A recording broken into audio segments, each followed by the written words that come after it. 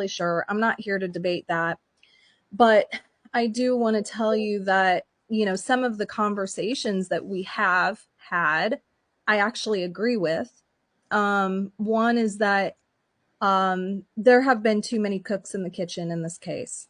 Mm-hmm. Um, you know, I came in, I was trying to be a bit of a PR. I was trying to be, my job, which is PI. And I was trying to wear too many hats. I think, there's just, I'm not going to speak on Chloe or her position because that's not my place, but I just think that everybody needs a designated role and needs to do their job and do it well.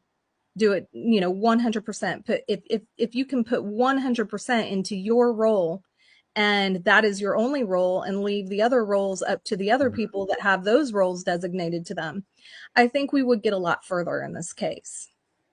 Yeah, I Um, agree. So, I mean, that's one of the biggest problems. That's a really big problem in this case. That's one thing that I felt like, that I dealt with. And then there's the egos. Yeah. There's a lot of things going on that are just not doing Sebastian any justice at all. Um, as far as the leaked audio, I'm going to be 100% honest with you guys about what I know about that. Chloe and I both had withheld that from Seth because we just, like I've said before, we felt like it was just going to cause more problems. And that's not something I usually do with my clients because I don't feel good about withholding anything from my clients. And frankly, if I give my client something and they want to leak it to the world, they can do that. That's their prerogative. Um, but in this particular case, because of how hostile it's been and whatnot, Chloe and I both felt like it was best to not share any of the audios. And I had several audios with Chris. The people didn't hear. I got a lot of criticism, like I didn't stand up for Chloe enough, and whatever. Like I had worked really hard to get in good graces with Chris and Katie. Mm-hmm. And I was trying to maintain that to some degree. I mean, obviously threats were not acceptable, but at the end of that phone call, the people I did share it with, the question was, okay, do you think these are valid threats? Does law enforcement need to be notified? And I've dealt with things like this in other cases when people say things like, oh, I'm gonna slap the shit out of you with the cease and desist, and it's like it takes the teeth out of it, when they throw the Right. cease and Yeah. desist at the end of that. Like Yeah. we can't, we take that to law enforcement, and law enforcement's gonna be like, oh, that's not a threat. They're threatening Right. us too.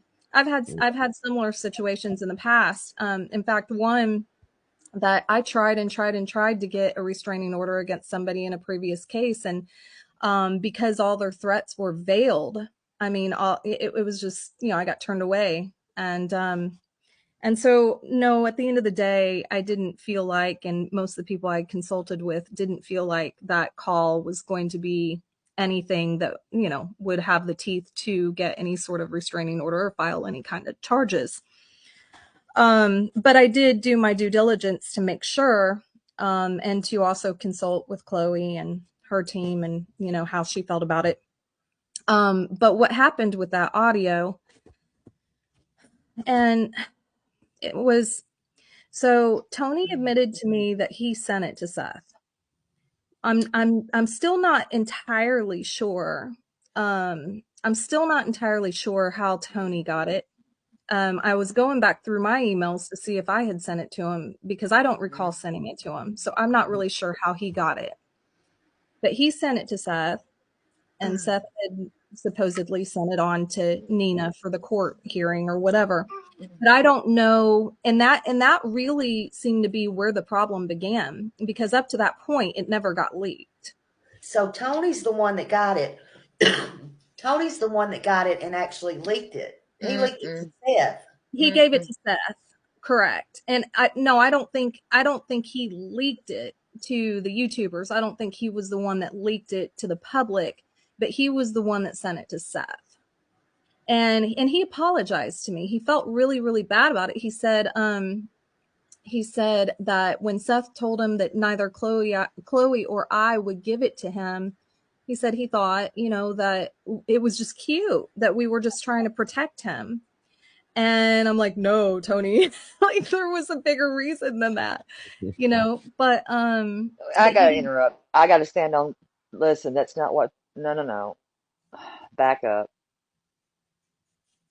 We had a conversation. Yeah. yeah, you and I Okay. had a conversation. Yes, we did.